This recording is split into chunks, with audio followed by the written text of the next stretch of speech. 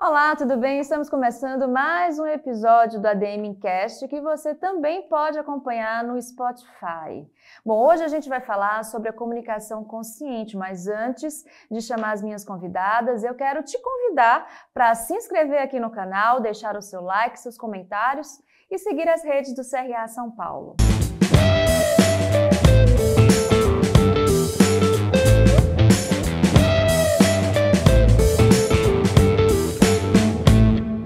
Recebo no ADM Cast uma dupla que há mais de 20 anos lida com os desafios da comunicação nas organizações. Ambas desenvolveram programas de treinamento em empresas de diversos setores para tratar do assunto. São professoras de comunicação de negócios no INSPER e instrutoras credenciadas no IBGC. Eu tenho o prazer de receber aqui a Mara Belal e a Marisa Barbara. Tudo bem com vocês? Tudo ótimo. Tudo ótimo, Prazer enorme, né? Nossa. Estarmos aqui no CRA. Prazer todo nosso. Bom, como eu já iniciei, vocês estão nessa lida há mais de 20 anos trabalhando com essa questão da comunicação, mas vocês são de áreas bem diferentes, né? Você é da área de fonoaudiologia e você é da área empresarial. Isso. Como é que vocês se encontraram e como é que vocês chegaram até esse assunto? Nós nos encontramos da melhor maneira possível, estudando, né? Ambas fazendo um curso de neurociência, compreendendo os desafios das organizações e deu uma liga imediata e complementar. Então eu vim da área da saúde, Marisa veio das organizações e as linguagens foram muito complementares, formando um mosaico que ajudou a compreender melhor os desafios das pessoas a quem nós atendíamos. E, na verdade, a Marisa trabalha com comunicação desde sempre, só que não da perspectiva da saúde. É isso mesmo. Quando eu comecei na área de sistemas de informação, na área de TI, numa área que era muito sensível. Estava acontecendo uma das maiores mudanças. Se a gente pudesse comparar, hoje a inteligência artificial, ela vem com essa mudança que naquela época os microcomputadores vinham com uma mudança muito grande. Era uma mudança de comportamento, trazia muita incerteza para as pessoas. Então eu conversava muito com diversas áreas dentro de uma mesma organização. E aí eu ia descobrindo que as pessoas não se entendiam. Os departamentos não sabiam o que um departamento fazia, o que eu tinha que entregar para um departamento que o outro recebia, e esclarecer as necessidades de um e de outros, como eles poderiam se comunicar melhor por meio dos processos, era uma coisa que eu fiz desde sempre. Então, inconscientemente, eu já trabalhava com comunicação sem mesmo falar que eu trabalhava com comunicação. Em que momento vocês se uniram, né, para formar essa dupla? Nós nos unimos há quase 15 anos atrás, vai fazer 15 anos, e percebemos que se nós dessemos treinamentos ou processos de desenvolvimento de liderança em conjunto, tanto nós duas aprenderíamos, uma com a perspectiva da outra, como o nosso cliente seria beneficiado. Aqui, Maria Rita, você tem duas estudantes profissionais, a gente adora estudar, né? Mas é um estudo que é um estudo de aplicação imediata. O que eu entendo é que se nós conseguimos passar para a pessoa algo que tenha base de ciência, que tenha uma base acadêmica, que tenha uma comprovação e que ela possa aplicar imediatamente para o seu desenvolvimento de liderança e de comunicação, ela se desenvolve como pessoa. Para mim, o que me deixa mais angustiada é fazer um treinamento lindo, fazer um processo maravilhoso e falar assim, mas que coisa mais linda. Mas não dá para pôr na minha empresa. Mas eu não consigo fazer isso porque é muito distante do meu modo de ser. Então, nosso objetivo principal é desenvolver pessoas por meio da comunicação, porque comunicação é instrumento de sobrevivência. Quem se comunica melhor, vive melhor, é mais feliz, tem mais chance de desenvolvimento pessoal e profissional. Então, nós rejeitamos o termo soft skill para comunicação, porque Para nós, o melhor termo é essential skills. É essencial, é essencial. Comunicação é algo que ela permeia todos os ambientes, não só das organizações, mas da vida da gente. É isso que eu até conversar com vocês, que durante o dia a gente assume diversos papéis e cada um deles necessita, né, de uma comunicação diferente, de um comportamento diferente. Como a gente consegue equilibrar tudo isso de forma que a nossa comunicação seja favorável para nós, né, que a gente saiba se comunicar da forma correta? Maria Rita, mais de 50% das nossas comunicações são negociações. Negociação dá trabalho. A palavra negociação vem de negação ao ócio. Negociação dá trabalho. Negociação é base de diálogo. Diálogo é base da negociação. E diálogo não é sobre fala, é sobre escuta. E o nosso mundo está voltado para falar e não para escutar. Nem na escola. Nós não aprendemos, a gente escuta o que o professor fala, mas muitas vezes o professor fala tanta coisa que a gente se perde nos nossos próprios pensamentos, isso desde a escola. Então nós não aprendemos a escutar para compreender, a gente aprende a escutar para responder. E isso até hoje. Então quando alguém está falando alguma coisa, a Mara falou da questão da negociação, né? E nós estamos decidindo algo juntas. Se nós, primeiro, não temos clareza de objetivo, qual é o objetivo comum que nós temos para decidir alguma coisa, cada um pode ir para um lado. E se eu escuto não para compreender, mas para responder o outro, enquanto a pessoa está falando, eu já estou com a minha mente, o que a gente chama de mente narrativa, falando dentro de mim. Eu não concordo. Como é que eu vou responder para essa pessoa?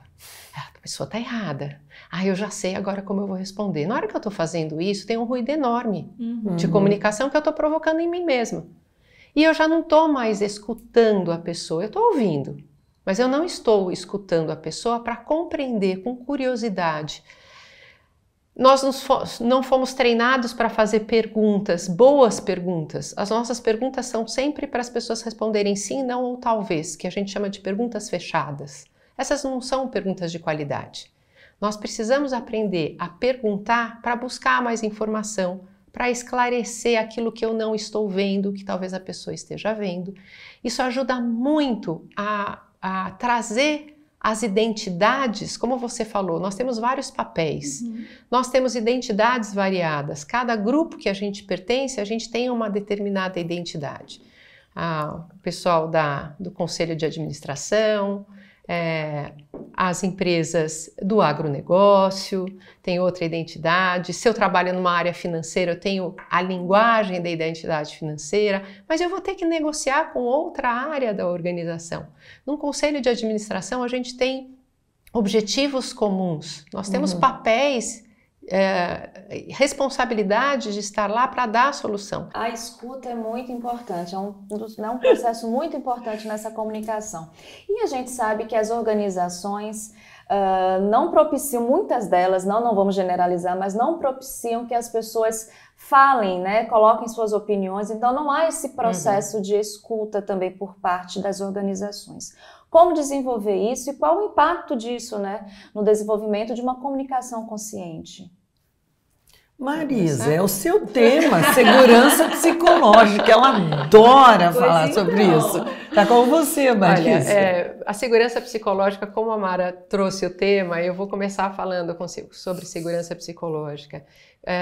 O conceito da professora Amy Edmondson, que é a maior estudiosa do tema, ela diz que é a crença compartilhada das pessoas da equipe, do grupo que estão convivendo, elas acreditam de fato que elas podem se manifestar, que elas podem questionar as pessoas sobre comportamentos inadequados ou decisões, falar o que pensam, mas de uma maneira respeitosa. Apontar erros que elas veem. Que elas veem. Muitas vezes elas podem estar vendo algo que parece, a gente supõe, né, por uma questão de necessidade de sobrevivência, a gente supõe tudo que a gente vê, tudo que a gente capta no ambiente. Às vezes eu posso estar enganada de algo que eu esteja vendo. Então, eu preciso perguntar, novamente, perguntar, escutar, compreender e claro, que criar um diálogo para que a outra pessoa também tenha a chance de se colocar, de mostrar aquilo que ela está vendo. A segurança psicológica, ela também permite que eu corra riscos. Claro, riscos que eu possa correr dentro de um determinado cenário, sabendo que eu vou ter as pessoas ao meu lado que vão me apoiar e me ajudar a corrigir erros ou falhas que eu cometo ao assumir esses riscos. Então, implantar uma cultura de segurança psicológica, ela é fundamental. Não adianta você criar segurança psicológica que ela não se mantém. Ela se mantém com atitudes intencionais. As pessoas têm que estar constantemente criando este ambiente, alimentando este ambiente, muitas vezes por meio de feedback. Tem muitas organizações que não permitem que o feedback ocorra. O feedback é mal dado, as pessoas já pensam no feedback como uma coisa que é ruim, que só vai se falar do ruim. E esse é o ponto, a gente também tem que falar aquilo que é bom, aquilo que dá certo. Mas, acima de tudo, a liderança tem que ser o meio de influenciar as pessoas com as suas próprias atitudes. A liderança tem que começar pedindo feedback, ela tem que mostrar a vulnerabilidade. Ela tem que, quando ela mostra a vulnerabilidade, ela gera confiança. Confiança não é a mesma coisa que segurança psicológica, mas ela faz parte do ambiente de segurança psicológica. Então, a segurança psicológica, cada vez mais, ela se torna fundamental para as pessoas poderem ser autênticas, ser quem elas são, claro que respeitando os outros, sabendo escutar, sabendo compreender, sabendo fazer perguntas e se colocar de uma forma com franqueza, mas ao mesmo tempo com respeito. Sim, claro. E Maria Rita, você tem razão quando você diz que algumas empresas, elas não permitem, não autorizam, não favorecem essa manifestação, que as pessoas se manifestem, que as pessoas falem. Mas não é um problema de fala, é um problema de escuta, porque eu não quero escutar uma coisa que vai me incomodar, que vai ser uma crítica. Então a questão básica é a escuta. E quando nós escrevemos o livro e fomos definir o que era a essência da comunicação, nós percebemos que tinha um conceito, que era o conceito de arquitetura estrutural, que é das edificações, que poderia ser aplicado de modo assim perfeito, como uma luva nas interações. E então, o que é a arquitetura estrutural da comunicação? O que é a arquitetura estrutural de uma edificação como essa linda casa aqui?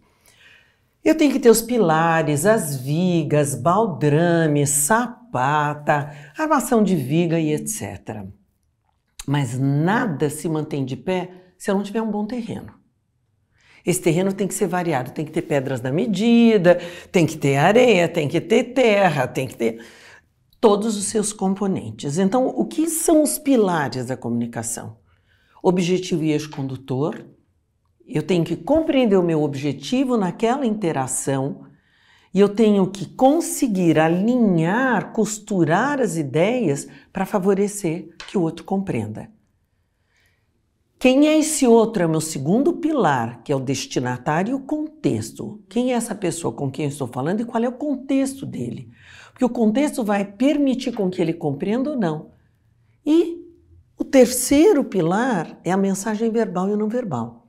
O que eu falo, o conteúdo, a argumentação é muito importante, mas a forma que eu falo, a minha expressão facial, os meus gestos, o meu tom de voz, as pausas, elas são essenciais para que o outro receba positivamente ou não o que eu digo.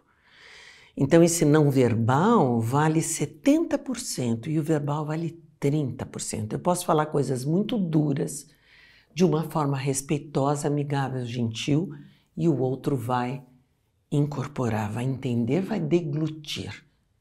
E eu posso falar uma coisa maravilhosa de uma forma rude e o outro vai me devolver como um bumerangue e provavelmente vai me atacar. Então essas três colunas, objetivo e eixo condutor, destinatário e contexto, mensagem verbal e não verbal, não ficam em pé se o terreno não for o terreno da escuta. Então a escuta, ela é essencial. E a escuta da divergência, a escuta da diferença é um desafio adicional. E embora não tenha, que eu conheça, nenhuma pesquisa sobre o quanto as pessoas aguentam ouvir diferença e divergência, a linguagem ela mostra muito isso. Americanos, quando discordam, falam I see your point, but... E aí vem com outro dado. Os franceses falam certainement, e nós, brasileiros, falamos você está absolutamente enganado. É absolutamente. A gente não dá nem a chance de 0,5% do outro ter alguma razão. A gente não aguenta ouvir a diferença. A gente não aguenta ouvir a divergência. É como se você tiver uma diferença comigo, tiver uma opinião diferente da minha, você está de um lado e eu estou do lado oposto. Nós não podemos, não pode ser dois pontos de vista sobre o mesmo problema. Quem sabe chegar até num terceiro, Claro. né? E quem sabe chegar até... Porque um ponto de vista diverso é apenas a vista de um ponto. Não é uma diferença. É simplesmente um foco diverso sobre o mesmo problema. Então, escuta é essencial. Seria, então, essa questão da falta de escuta, ou então conflitos geracionais, que a gente hoje tem várias gerações convivendo no ambiente corporativo, um dos principais ruídos nesse processo de comunicação? Como é que vocês apontariam esses ruídos? É um grande ruído porque é difícil escutar aquilo que é diferente daquilo que a gente pensa. E é essa questão do esforço que nós temos que fazer, por isso que nós chamamos de escuta consciente, mais do que escuta ativa, porque nós temos 5 tipos de escuta, sendo que 2 delas são passivas e que são muito importantes para a gente gerar conexão com as pessoas. No nosso modo mais automático, a tendência é a gente não querer escutar aquilo que é diferente do que a gente pensa, daquilo que a gente acredita. É uma questão de sobrevivência, é uma questão de funcionamento do cérebro, mas isso não significa que a gente não possa praticar a curiosidade. Praticar, principalmente quando a gente, atualmente, não existe bons resultados que perduram se não houver uma gama suficiente de pontos de vistas para nós enfrentarmos toda a concorrência e a quantidade de informação que nós temos. Então, a diversidade, ela passa a ser uma peça fundamental em qualquer boa tomada de decisão, criatividade, inovação, cenários de mudança e transformação que nós vivemos. Isso não vai mudar, pelo menos durante um bom tempo. Inclusive a diversidade geracional. Sim. Porque, Maria Rita, sempre várias gerações trabalharam em conjunto. Não é uma novidade dos nossos tempos modernos. Acontece que a mudança entre as gerações, o período de mudança está muito mais curto. Antes eu levava 25 a 30 anos para ter uma mudança de geração. E antes o que definia a mudança geracional era algum evento mundial importante. Então eu sou geração Baby Boomer, característica, nascida após a Segunda Guerra Mundial. Hoje o que muda a geração é a tecnologia. E a tecnologia muda muito rápido, então entende-se que a mudança de geração que antes ocorria em 25, 30 anos, hoje vai ocorrer em 10, 15 anos. Então nós teremos mais gerações trabalhando em conjunto e empresas com várias gerações num mesmo projeto, mais diverso esse capital humano, quanto mais diverso for esse capital humano, melhor é para a empresa. É claro que com pessoas parecidas a gente caminha mais rápido. Com pessoas diferentes a gente chega mais longe. Vocês têm alguma dica de exercício, né? Para as pessoas desenvolverem desenvolver essa comunicação? Uma das coisas é o seguinte, nós achamos que quando a gente se comunica, a gente está sendo super claro. Que todo mundo está entendendo a gente. Isso é um viés chamado ilusão de transparência.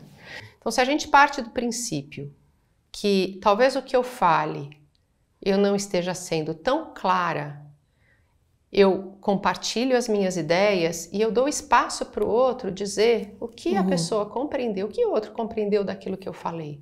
de tudo que eu falei, o que foi mais importante, o que você vê aqui de interessante. Então, nós precisamos, primeiro, estar tranquilos, porque quando a gente está muito agitado, quando a gente está com pressa, quando a gente está ansioso demais, nervoso demais, a gente trabalha no automatismo. Então, a gente vai escutar aquilo que me convém, o que é mais fácil. É muito mais fácil eu escutar pessoas que são semelhantes a mim. Dá muito trabalho escutar o que é diferente. E se eu tenho pressa, eu tenho um viés de confirmação que eu vou pegar a primeira informação que bate com aquilo que eu penso. Tudo isso é viés. Então eu preciso estar tranquila. Eu preciso fazer o esforço de escutar o outro para compreender. E fazendo perguntas, com curiosidade, perguntas abertas ou perguntas sobre um tema específico, mas não perguntas, como eu falei antes, que as respostas são sim, não, ou talvez. Demonstrar até que não está entendendo, Exato, né? Sim, Porque as pessoas têm vergonha, né? Muitas Exato. vezes de assumir que não está compreendendo determinado assunto. Isso, e esclarecer. A gente precisa esclarecer. Peraí, deixa eu ver se eu entendi o que você me falou. E repete. Foi isso que você quis me dizer? Eu tô certa? Confirmação. Pede confirmação. Então, essas são algumas dicas, né, Mar? Sim. Solicitar informação, pedir confirmação, são elementos essenciais. E, principalmente, abrir a mente para ouvir a diferença, porque se a diferença não fizer sentido para você, você reforça o seu argumento. Se a diferença fizer sentido para você, que bom, você vai para um ponto melhor. Acontece que as pessoas pensam que quando elas vão persuadir o outro, elas só têm que ter dados, argumentos e fatos. E esse é apenas uma parcela do que é usado para persuasão.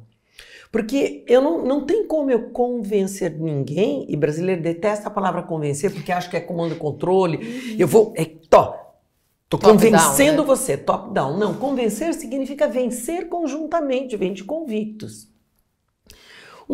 Um primeiro elemento nesse processo de persuasão, de influência, realmente são argumentos, fatos e dados. Então, é a questão mais cognitiva. O segundo argumento é a questão social. Quem são essas pessoas? Quais são suas crenças? Quais são os seus valores?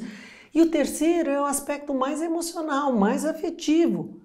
Como é que essas pessoas estão se sentindo? Quais são os sentimentos? O que está envolvido? Então não adianta eu querer convencer alguém ou influenciar uma pessoa só com argumentos. Eu preciso pensar nas outras duas parcelas de recursos de influência. E todos nós somos influencers. E influencer não é necessariamente aquele que está na internet ou no TikTok, né? Os líderes influenciam porque eles inspiram as pessoas, independentemente de eu ter um cargo de chefia ou não.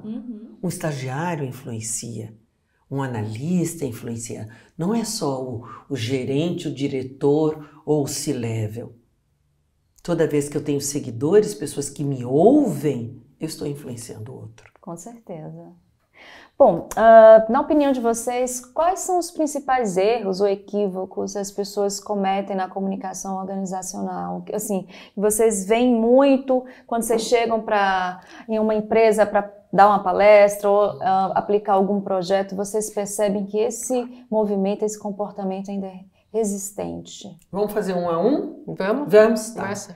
Então vamos lá. O primeiro erro é as pessoas acharem que elas estão entendendo tudo perfeitamente, que o problema é do outro. O problema nunca é do outro, o problema é nosso, o problema é da relação. A comunicação, ela se faz na interação. Então, se eu tenho problemas de comunicação, eu tenho problemas de interação. Essa é a primeira coisa. Agora você fala. É a falta de assertividade. Se a gente costuma brincar que ao contrário de ser assertivo é ser prolixo. E prolixo é prolixo. Porque você se torna descartável sendo prolixo. O prolixo, tem dois tipos de prolixo, né? Aquele prolixo que abre várias linhas de pensamento e não conclui nada, então a outra pessoa fica confusa. Prolixo árvore. É o prolixo árvore, Árvore. exatamente. E até porque a gente não pode deixar o prolixo falar, porque senão a mente da gente, a gente nem está mais prestando atenção. Não consegue absorver. Então a gente tem que usar uma das escutas, parando, gentilmente interrompendo, falando, deixa eu ver se eu acompanhei você até aqui. Ou perguntando, de tudo que você tem que me falar, o que é mais importante? Tem aquele prolixo que dá volta, porque não consegue chegar numa conclusão.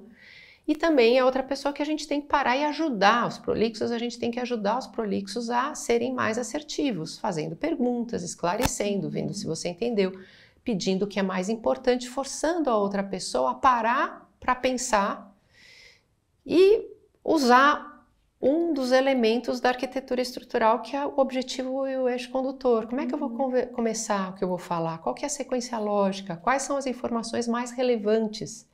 Então, as pessoas, muitas vezes, elas não se preparam para isso. E se preparar para ser prolixo, para ser assertivo, não significa que vai demorar muito tempo.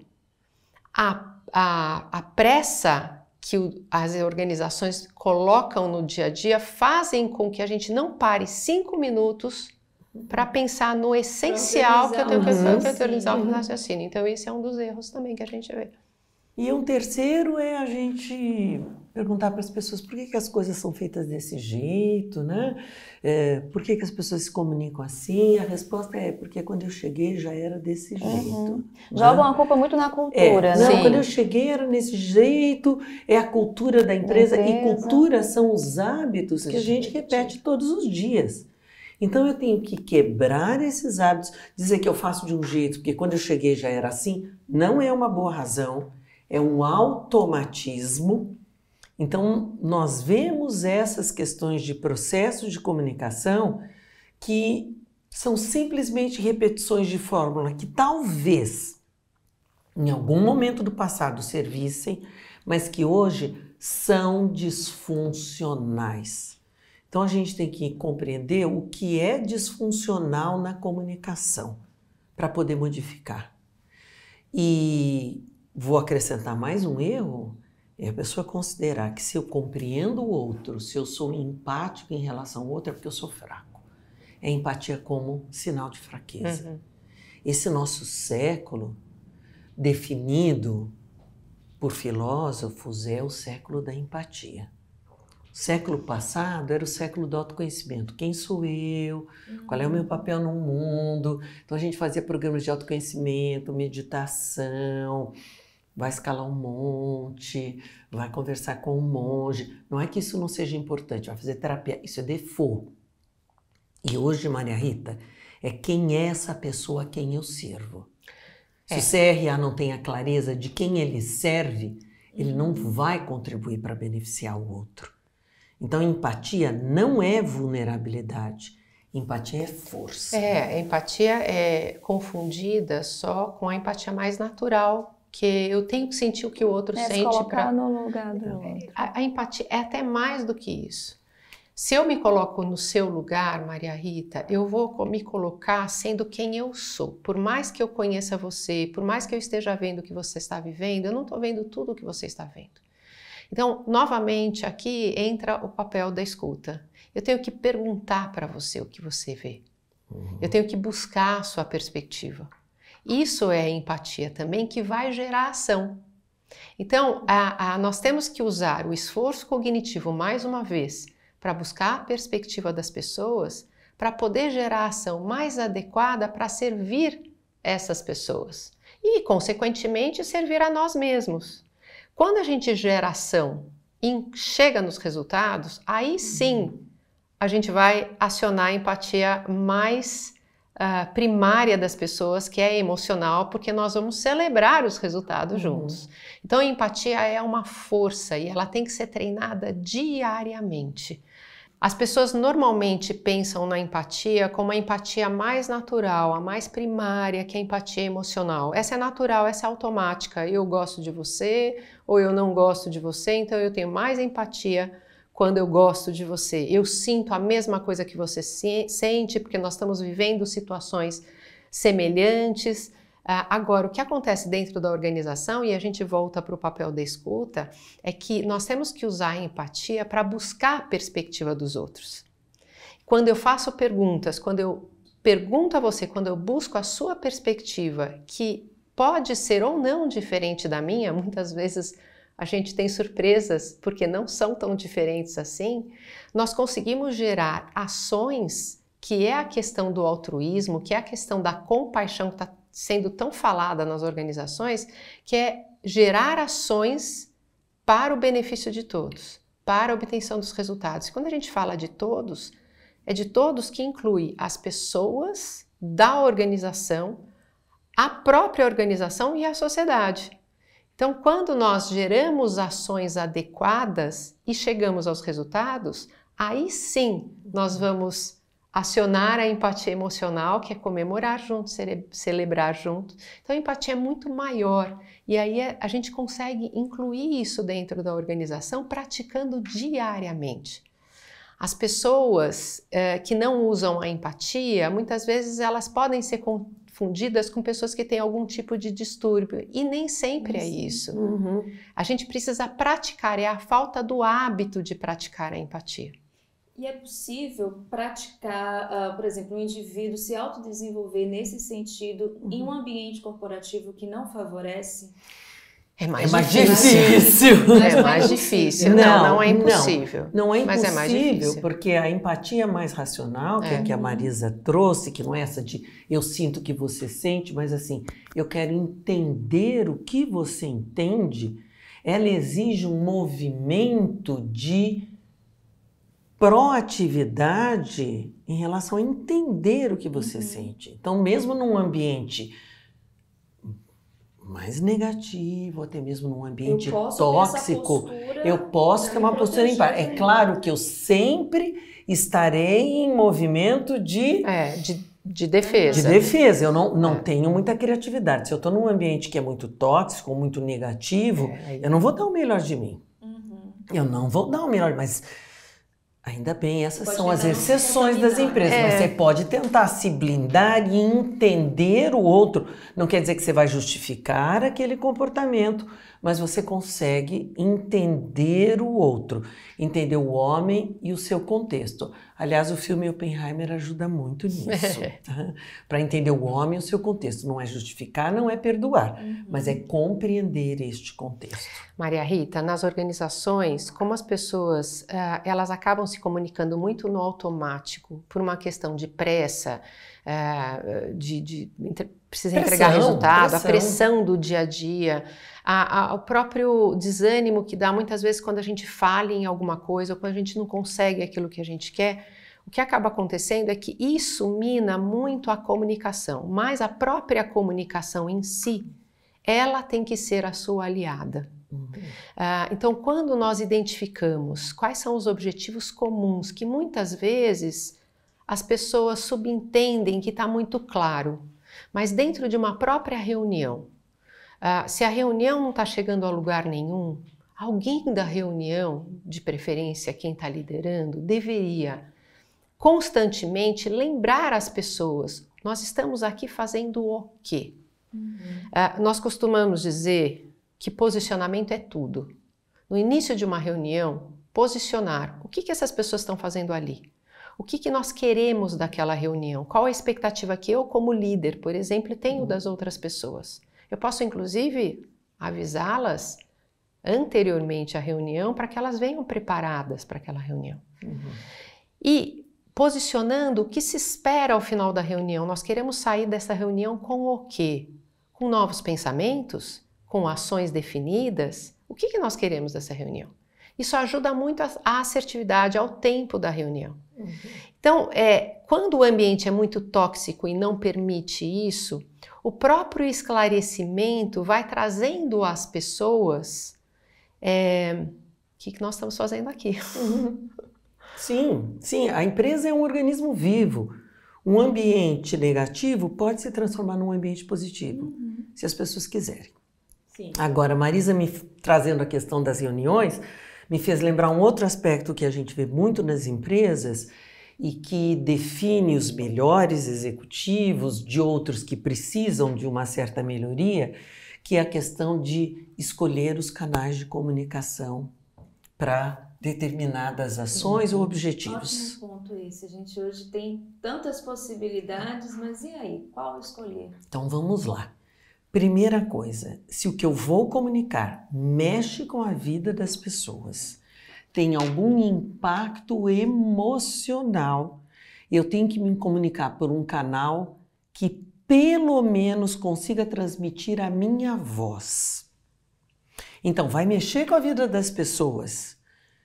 Tem que ser um telefonema, tem que ser uma videochamada, tem que ser uma reunião por plataforma virtual ou uma reunião presencial. Não vai mexer com a vida das pessoas, não tem ambiguidade nessa comunicação, pode ser até por sinal de fumaça, que a gente brinca. A gente fala até sinal de fumaça, se não vai mexer a vida das pessoas, pode ser usado. A questão é que as empresas muitas vezes têm um excesso de reuniões, que a gente chama de reunite, convocam pessoas que falam assim, eu não sei por que eu fui convocada, eu não sei o que eu estou fazendo aqui. Às vezes é só para dizer, eu te avisei, você estava na reunião, você sabia disso. Então é a insegurança que faz com que eu convoque mais pessoas do que as que seriam necessárias.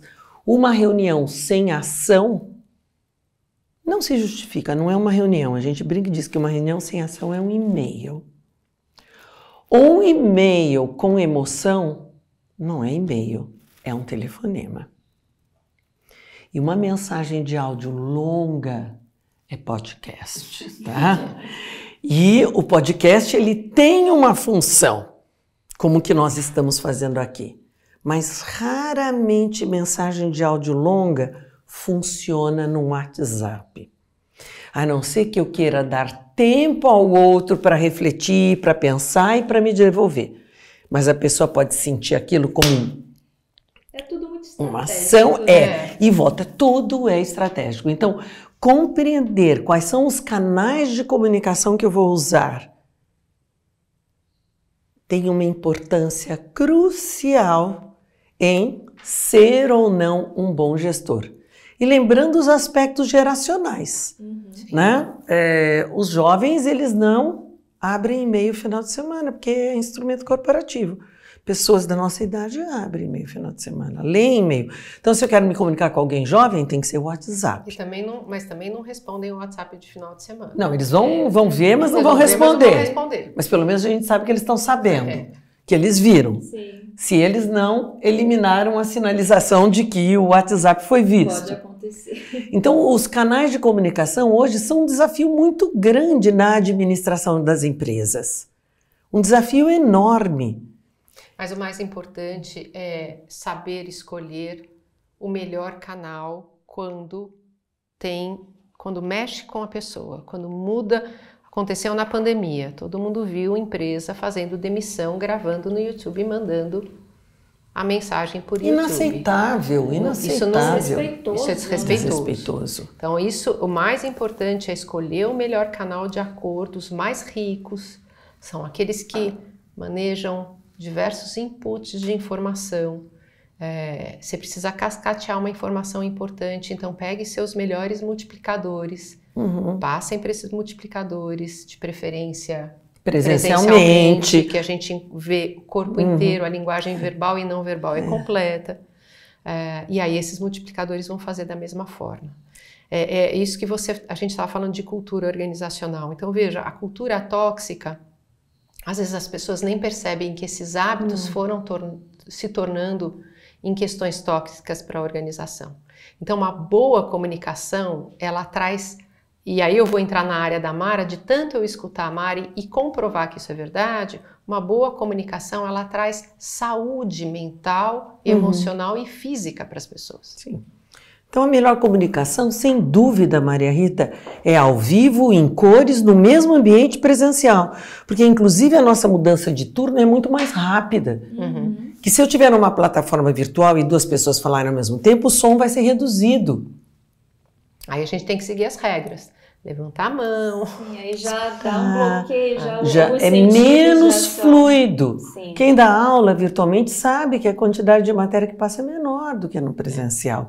Eu tenho que ajustar. A interatividade é completamente. Tudo. Agora, também funciona muito bem para dar aula, Sim. porque as pessoas, claro, com regras. Aula e treinamento. Aula e treinamento, porque o que acontece? Quando a gente está treinamento virtual, e a gente tem dado muito, a gente sempre usou, mas antes da pandemia, não era uma coisa que as empresas aceitavam. Pós-pandemia, claro que facilitou muito, inclusive economicamente, porque aí as pessoas que estão em diversas regiões não precisam vir presencialmente, ficar em hotéis. E facilita também no aprendizado, porque dá tempo, a gente não faz um módulo de treinamento muito grande. A gente vai fazendo vários módulos de treinamento e entre os módulos a gente dá algumas pequenas tarefas e isso facilita a aprendizagem. Agora, nós precisamos fazer alguns combinados quando nós estamos nos treinamentos virtuais, que é as pessoas desligarem os seus Outlooks, os celulares, estarem ali presente, e uma das coisas que a gente faz muito é o formato, a forma como nós preparamos esse treinamento para manter as pessoas engajadas. Câmera aberta, sempre. Para ter sinergia cerebral, sempre. Essa questão, a não ser que a pessoa esteja numa situação doente, assistindo aula, por exemplo. Alguma coisa assim, mas nós já avisamos desde o início que as câmeras têm que estar abertas. Os microfones, a Harvard, quando dá treinamento virtual, inclusive os microfones têm que estar abertos, porque as pessoas têm que estar em ambientes que favorecem a aprendizagem. São como se estivesse uma sala de aula. Silêncio. Bem vestidas, arrumadas. Num ambiente que seja suficiente, faz parte. Mexe com, inclusive, com o nosso próprio cérebro, o funcionamento do nosso cérebro. É positivo isso. Então, o virtual veio para ficar. O que a gente precisa é compreender quando que o virtual deve ser usado, pode ser usado, e quando que o presencial é melhor. Sim. Principalmente nas interações de desenvolvimento de times, de criatividade e inovação, presencial sempre é melhor. Desenvolver liderança é muito difícil no online, é muito mais fácil. Agora, no online, se você quer manter o foco das pessoas para alguma coisa que cognitivamente é importante, funciona muito bem. Então, o ambiente de aprendizagem virtual, sendo bem construído, com várias dinâmicas, várias formas diferentes de entregar o mesmo conteúdo, isso é melhor ainda do que as distrações do ambiente físico. Apesar do físico, o ser humano sempre prefere, pela nossa necessidade de pertencimento, de olho no olho, etc. Excelente. Mara, Marisa, a gente recentemente aqui no canal entrevistou algumas conselheiras de administração para a nossa série Conselho de Mulheres, e uma delas, a Andrea Ruschmann, indicou o livro de vocês, né, como indicação de leitura que ela recentemente tinha lido. E aí vem a minha pergunta. A gente aqui entrevistou mulheres empoderadas, mulheres generosas, né, que compartilham seus conhecimentos com outras pessoas, mulheres que conseguiram seu lugar, né, onde elas querem estar. E aí vem a minha pergunta, todas elas muito comunicativas, sabendo muito se comunicar. Qual a relação da comunicação com a carreira bem-sucedida? Porque todas elas são bem-sucedidas, vocês duas são profissionais bem-sucedidas, então tem uma relação aí, né? Tem uma relação. A comunicação ela só não é cobrada no desenvolvimento de uma carreira nos cargos iniciais, onde você é cobrado pelas habilidades técnicas. Mas mesmo assim, hoje, né? Se nós formos ver, seleção de estagiário de empresa tem dinâmica que envolve comunicação. Então, daqui a pouco nós vamos ter que mudar esse discurso de dizer que as habilidades técnicas não envolvem comunicação. Por que envolvem? Envolvem. Há alguns anos nós fomos dar um treinamento num chão de fábrica, porque uma questão de segurança não foi observada em virtude de comunicação. Chão de fábrica. Atividades mais operacionais. Então, se eu penso no operacional técnico, a comunicação não é tão importante. Mas à medida que eu vou subindo na hierarquia empresarial, a comunicação vai ficando cada vez mais importante. Ninguém vai cobrar de um CEO de uma empresa que é engenheiro que ele saiba calcular alguma coisa de edificação. Ninguém vai cobrar de um arquiteto que está no C-Level que ele saiba trabalhar com AutoCAD. Ninguém vai cobrar de um administrador que ele entenda os processos administrativos, mas que ele saiba lidar com pessoas e comunicar-se é essencial. Comunicação é o que faz você ser demitido, comunicação é o que faz você ser promovido. E comunicação, Maria Rita, é work in progress. Nunca estará concluído. Nós estamos num momento compreendendo os diversos canais de comunicação, nós estamos compreendendo como nós nos comunicamos com a inteligência artificial, tá? ChatGPT está aí. Depende da pergunta que você fizer a ele, a resposta será mais ou menos adequada. E você terá que compreender o que está correto e o que não está correto. A inteligência artificial, ela não ameaça o ser humano. Como vocês estão acompanhando isso? Assim, olha, nós estamos acompanhando muito bem. Muito vocês bem. São otimistas? Muito. É como a internet. Nós precisamos aprender a lidar com isso e usar da melhor forma possível. Maria Rita, quem é bom vai ficar melhor, quem é ruim vai ficar pior. Exatamente. Mesma coisa aconteceu com a internet, mesma coisa aconteceu com o Big Data que eu tenho, como eu vou analisar. Então, é um momento de mundo onde eu tenho globalização, os processos são compartilhados. E não deixa de ser uma questão de comunicação, porque se eu faço uma pergunta para o ChatGPT e ela é ruim, a resposta vai ser ruim. Se eu faço uma boa pergunta, a resposta vai ser boa. Então, a comunicação, e aí, até voltando a pergunta que você tinha feito, se hoje nós temos uma quantidade gigantesca de informações e que nós precisamos selecionar o mais importante para tomar decisões dentro das organizações, a diversidade ela é fundamental. Se a diversidade é fundamental, eu preciso aprender a incluir pontos de vista diferentes. A boa decisão é como a Mara, quando a gente estava falando de diversidade, a diversidade ela dá mais trabalho, mas ela nos leva mais longe. As decisões têm melhor qualidade, nós somos muito mais criativos, o grupo que se forma é muito mais criativo e inovador. E o cérebro, como não consegue usar processos automáticos quando eu tenho pessoas diversas na interação, ele tem que se esforçar mais. Então, trabalhar com interação, comunicar-se, trabalhar com a diversidade, comunicar-se com pessoas diversas, exige uma verdadeira academia da mente. E isso contribui para que o cérebro leve mais tempo para se deteriorar. Então, a escuta da diversidade, a comunicação na diversidade, potencialmente blinda o nosso cérebro contra a deterioração. Porque eu não posso usar os processos automáticos, eu tenho que me esforçar. Excelente. Então, Maria Rita, estamos num mundo de globalização, de automatização, de inteligência artificial. O que é que nos diferencia dos nossos competidores?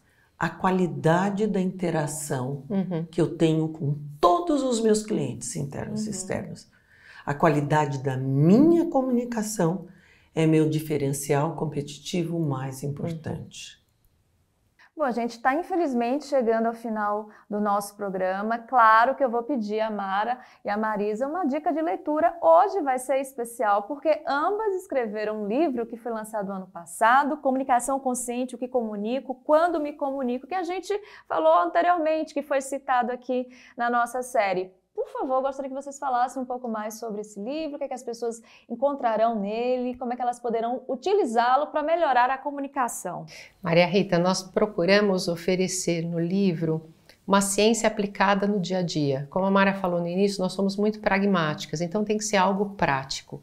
Nós oferecemos diversos instrumentos, alguns autorais, alguns com permissão de alguns colegas nossos, algumas atividades que nós desenvolvemos para a pessoa, para gerar autoconhecimento para a pessoa. A partir do momento que nós nos conhecemos melhor, a gente amplia a autopercepção do meu próprio comportamento. Quando eu amplio essa autopercepção, eu tenho uma percepção melhor do meu interlocutor, das pessoas com quem eu convivo. E assim nós entendemos que quando a gente, mesmo tendo pontos de vista diferentes, mas com esse autoconhecimento e com a percepção do outro, eu trazendo isso para o consciente, eu tenho muito mais ferramentas, que são as ferramentas de comunicação que a gente coloca no livro, que a gente expõe no livro, para poder criar um diálogo melhor e uma comunicação mais relevante, saudável e útil para as pessoas. Às vezes nós pensamos em comunicação assertiva, comunicação eficiente, comunicação eficaz, comunicação para negócios, comunicação empresarial, mas tudo isso está por debaixo de um conceito que é comunicação consciente. Se você saísse de si mesma em um drone e se olhasse, se comunicando nas relações de trabalho, nas relações de amizade, afetivas e familiares, o que você veria? Então, a proposta do livro é uma jornada de autoconhecimento. O que eu comunico? Quando me comunico? Lembrando que nós nos comunicamos 100% do tempo. Eu me comunico quando eu falo e eu me comunico quando eu calo. Comunicação não tem oposto. Como dia, noite, branco, preto, em pé, deitado, vida, morte, eu me comunico 100% do tempo. Então eu tenho que ter consciência do que eu passo quando eu falo, do que eu passo quando eu calo, do meu processo de escuta, da qualidade das interações e da qualidade dos feedbacks que eu dou ao outro.